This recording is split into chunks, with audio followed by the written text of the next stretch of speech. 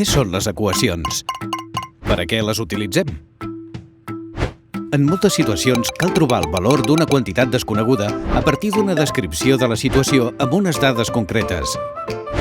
Per fer-ho, utilitzem les equacions. Però d'on ha sortit la notació actual que fem servir? Quina ha estat la seva història? A les tauletes de fang de l'època babilònica ja trobem problemes amb la seva resolució que poden tenir una traducció algebraica.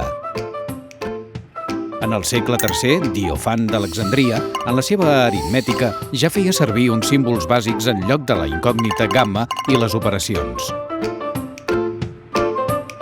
Al segle IX, Muhammad ibn Mousa al-Khwarizmi utilitza la paraula àrab al-jabar en el seu manual on explicava mètodes generals per resoldre equacions, tot i que no utilitzava símbols, només paraules.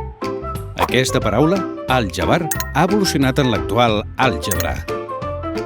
Durant el Renaixement van començar a aparèixer els primers símbols bàsics actuals: més, menys, per, més petit que, més gran que, parèntesis.